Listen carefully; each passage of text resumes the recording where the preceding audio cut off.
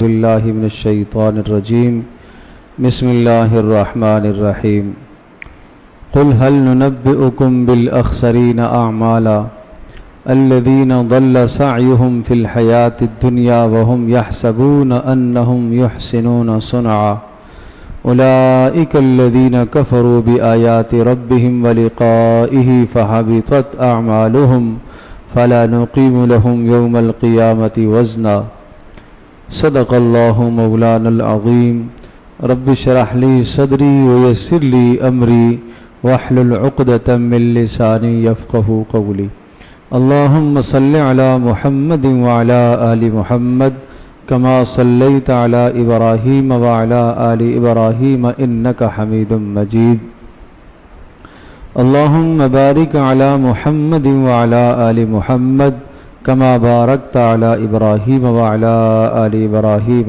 إنك حميد مجيد۔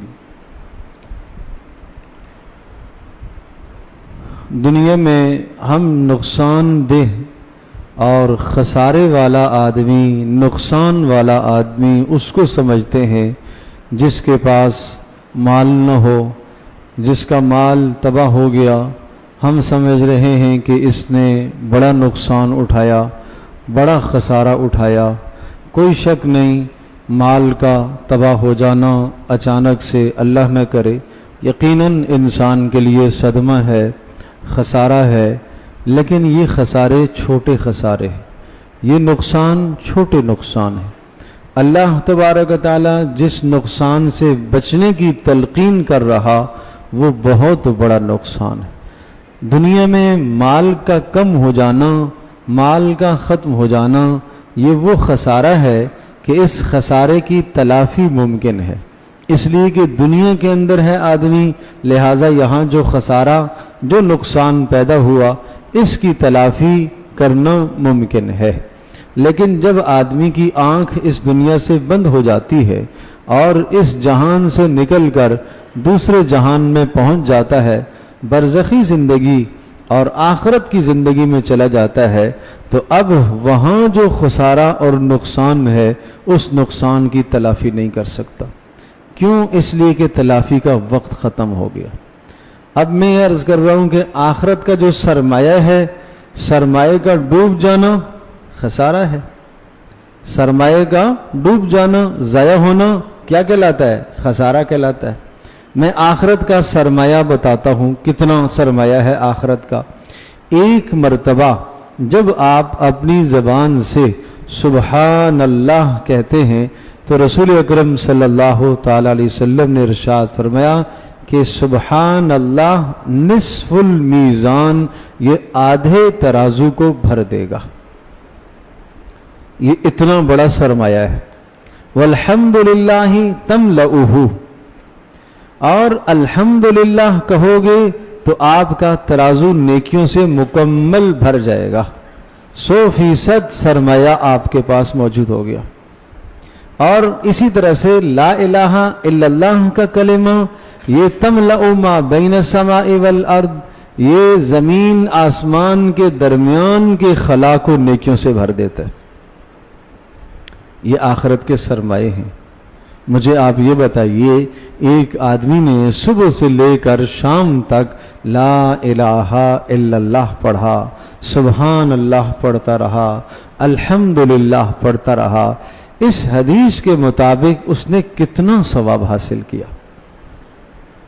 پھر قرآن مقدس کا ایک حرف پڑھنا، الف ایک حرف، لام ایک حرف، میم ایک حرف، اور فرمایا کہ الف لام میم، گویا کہ یہ 30 حرف ہو گئے اور ہر حرف پر 10 نیکیاں ملتی ہیں۔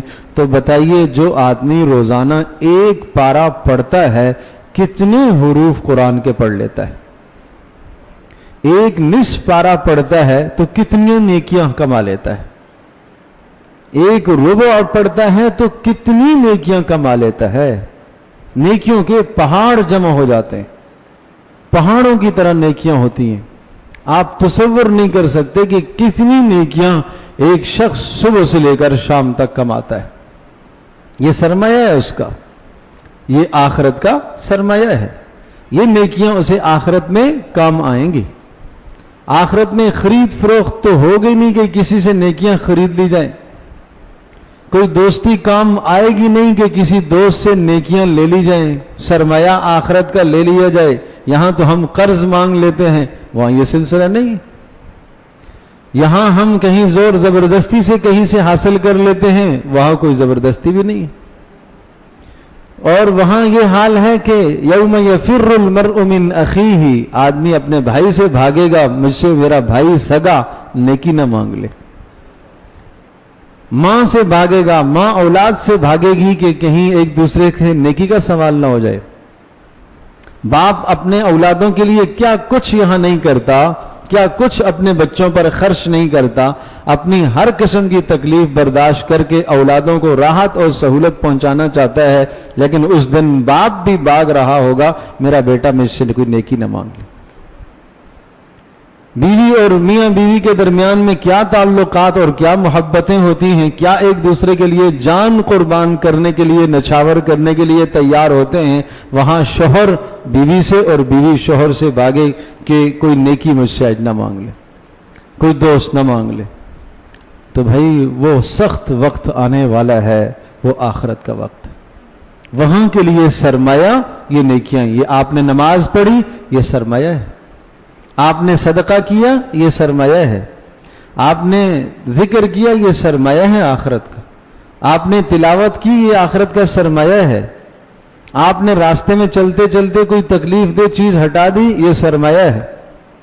لیکن میرے عزیز دوستوں اور بزرگوں اور میری ماں اور بہنوں جو میری بات سن رہی ہیں، یہ سارے کے سارے سرمایے آخرت کے دنیا میں چند گناہوں کی وجہ سے برباد ہو جاتے ہیں. جیسے آدمی دنیا میں اپنے مال کو اس نے خزانہ کیا، جمع کیا اپنے گھر میں، اگر لاپرواہ رہا تو چور اچکا ڈاکو آئے گا، کسی بھی دروازے سے چوری کر کے لے جائے گا، مال سارا سرمایہ تباہ ہو. اللہ نہ کرے کوئی سرمایہ کو آگ لگا دے، کوئی سارا سرمایہ اس کا تباہ کر دے، کتنا بڑا نقصان ہے اس کا. لیکن جس شخص کا آخرت کا سرمایہ ڈوب گیا اور وہ آخرت کی زندگی بنے گی عمل سے، اور وہ عمل اور نیکی آخرت کا سرمایہ ہے، اس کا کتنا بڑا نقصان ہے. اس لیے اللہ نے فرمایا هل ننبئکم بالاخسرین اعمالا، کیا تمہیں بتائیں کہ آخرت میں کس کا خسارہ ہے سب سے زیادہ؟ آخرت کا خسارے والا کون ہے؟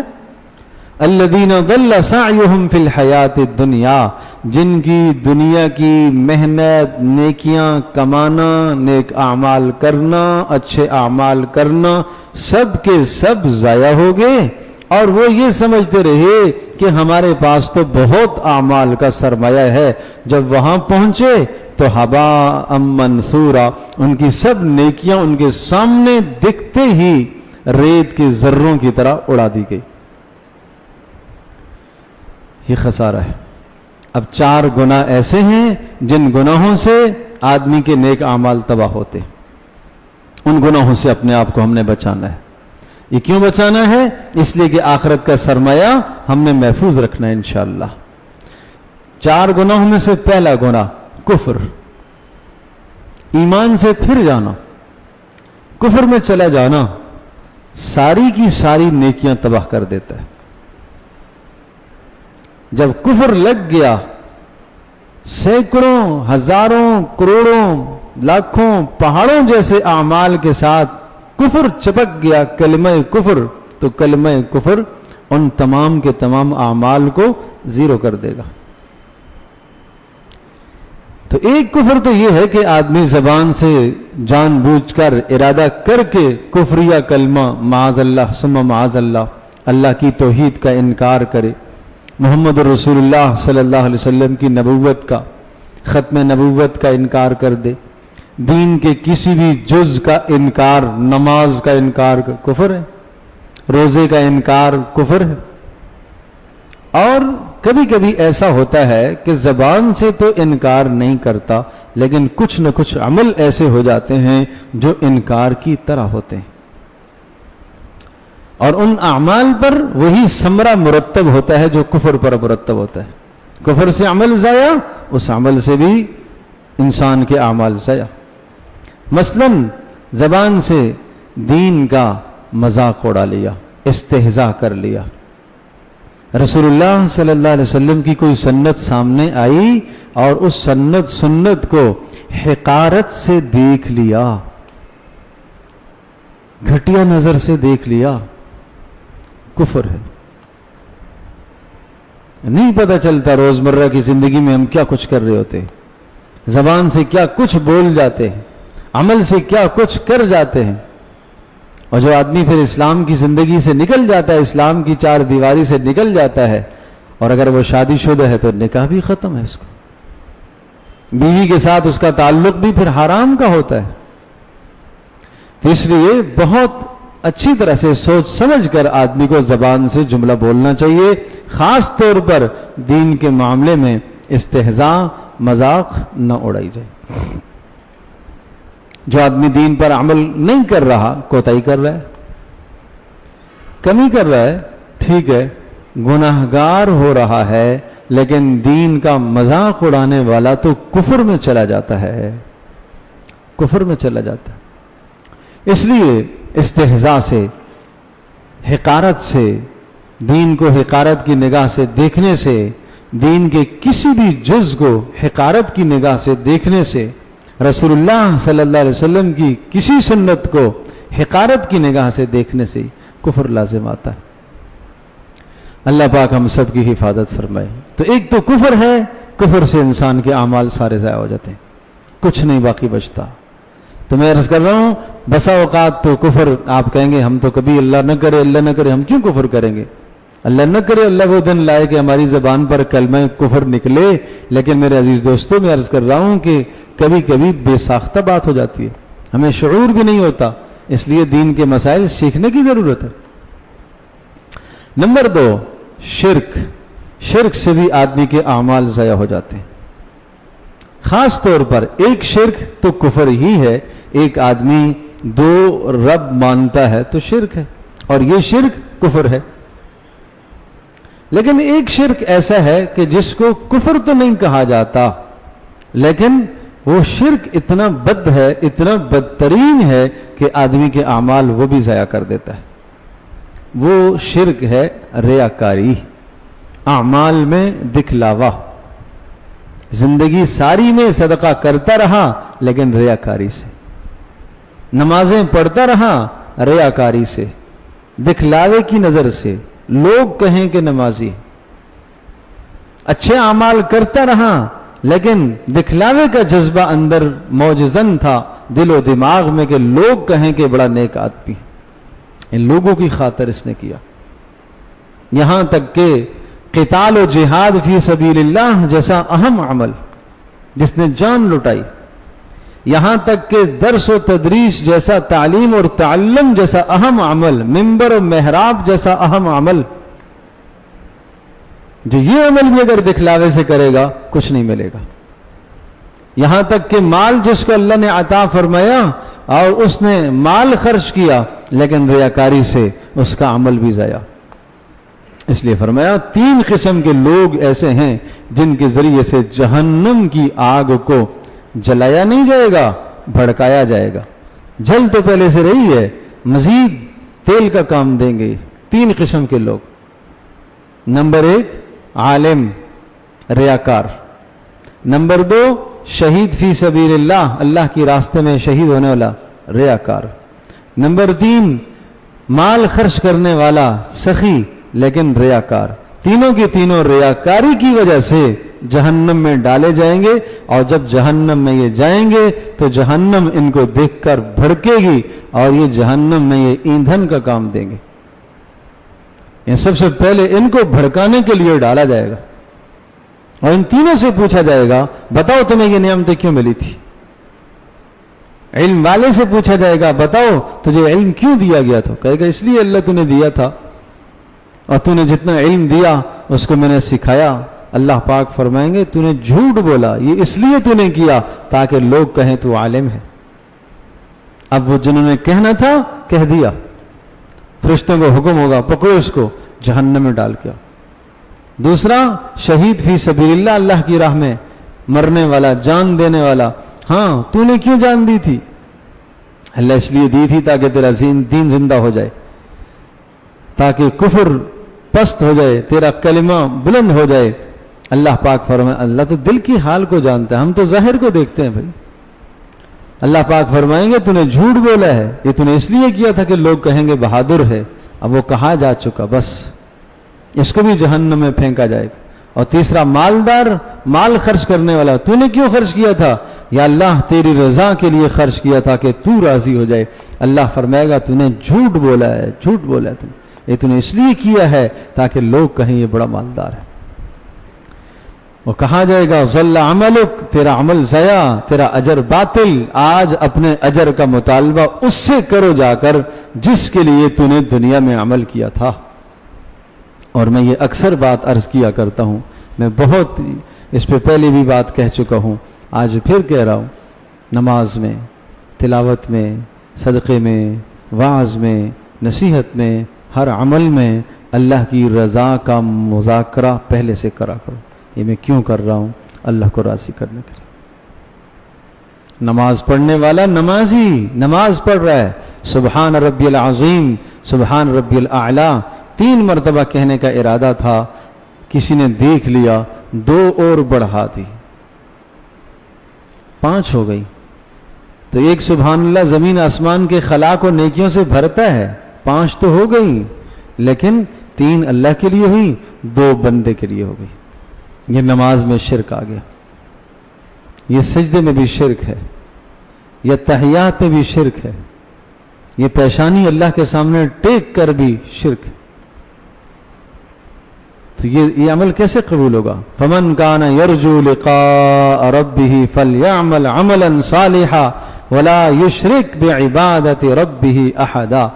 آپ بتا دیجئے کہ جو اپنے پروردگار سے ملنا چاہتا ہے، آخرت میں اپنے رب سے انعام وصول کرنا چاہتا ہے، فلیعمل عملا صالحا، وہ خالص عمل اللہ کے لیے کر کے لائے، ولا یشرک بعبادت ربہ احدا، وہ اپنے عمل میں اپنے پروردگار کی عبادت اور بندگی میں اللہ کے ساتھ کسی کو شریک نہ ٹھہرائے، اس لیے کہ شرک والا عمل اللہ قبول نہیں کرے گا۔ دنیا والوں، ہم دنیا کے اندر کھوٹ والی چیز قبول نہیں کرتے، ملاوٹ والی چیز ہم قبول نہیں کرتے، ہمیں یہاں چیز خالص چاہیے، تو اللہ تبارک و تعالیٰ بھی خالص عمل قبول کرے گا۔ 2 چیزیں ہو گئیں، کفر سے، شرک سے۔ نمبر 3، حسد، کسی کی نعمت دیکھ کر جلنا۔ دیکھو کسی کی نعمت دیکھی اور یہ خیال پیدا ہو کہ یہ نعمت مجھے بھی مل جائے، کوئی حرج نہیں۔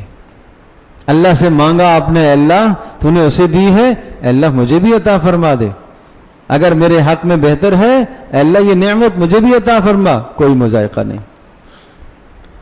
لیکن نعمت دیکھی اور نعمت دیکھنے کے بعد یہ خیال کیا، اس طرح سے کہا اور اس طرح سے دل میں تمنا اور تڑپ پیدا ہونے لگی کہ یہ نعمت اس کو کیوں ملی ہے، یہ تو اس کا اہل نہیں ہے، یہ کون ہوتا ہے اتنی بڑی حیثیت کا مالک، بس یہ حسد ہے۔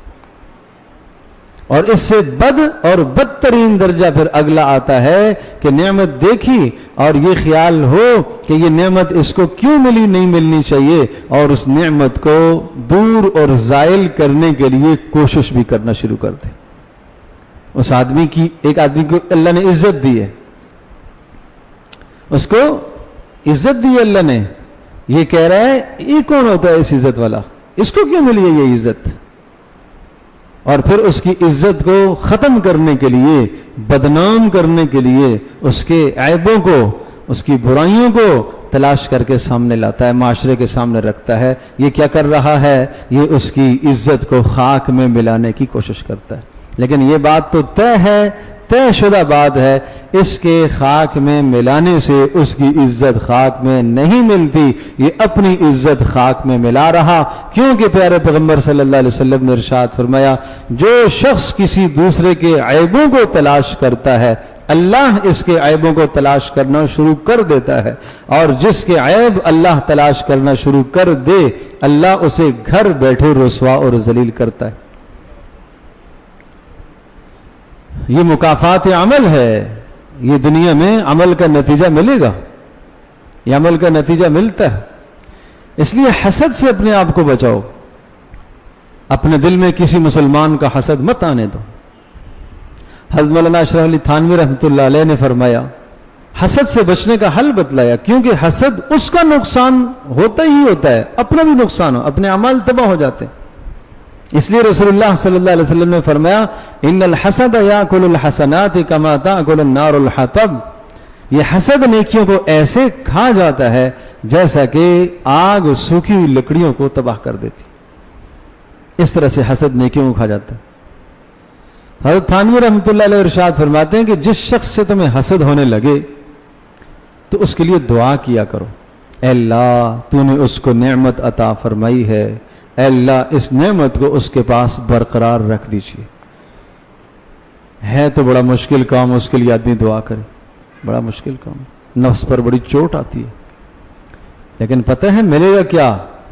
جو آپ اس کے لیے دعا کریں گے، چونکہ غائب ہے، موجود نہیں ہے، ایک فرشتہ کہے گا، اللہ مقرر کر دے گا، وہ یہ دعا کرے گا، اے اللہ یہ جو اپنے بھائی کے لیے دعا کر رہا ہے، اے اللہ یہ نعمت اس کو بھی عطا فرما. آپ کی اس کے حق میں قبول ہو یا نہ ہو، فرشتے کی دعا آپ کے حق میں قبول ہوگی. اور کیا چاہیے؟ نمبر 2 ارشاد فرمایا، اس کی تعریف کرتے رہا کرو، لوگوں میں اس کی اچھائیاں بیان کرو تاکہ اندر سے حسد ختم ہو.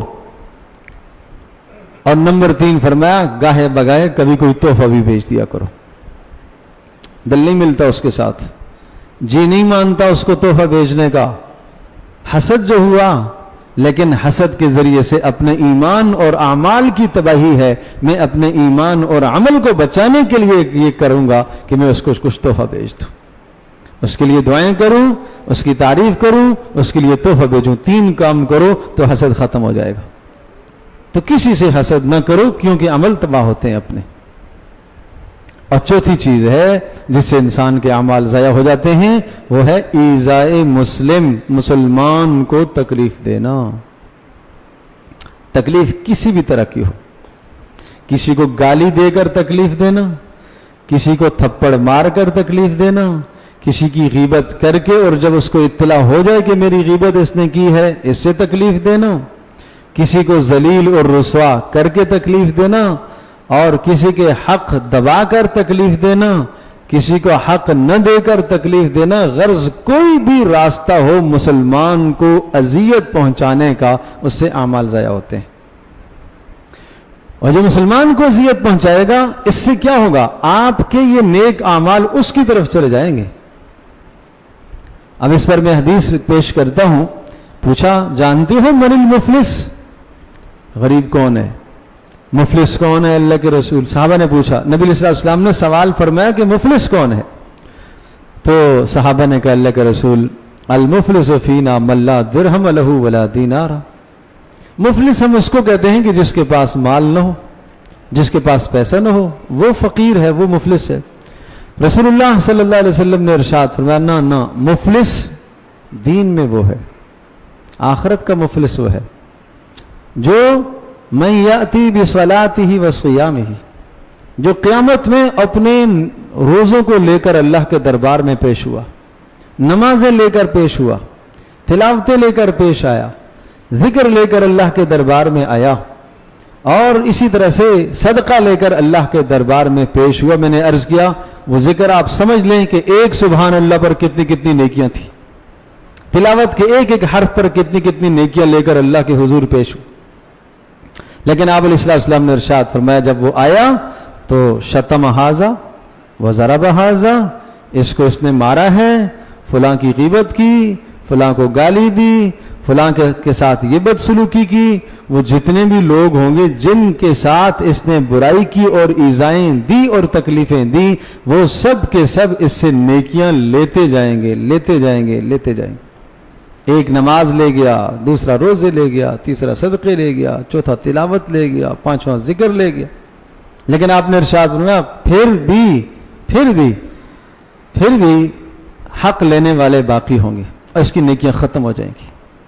اس لیے کہ اس نے دنیا میں تھوڑی بدماشیاں تو نہیں کی ہیں، روزمرہ ادھر بھی تکلیف ادھر بھی تکلیف، گھر کے اندر بھی، بہن کو بھی، بھائی کو بھی، ماں کو بھی، بیوی کو، بیوی شوہر کو، یہ تکلیف ہے۔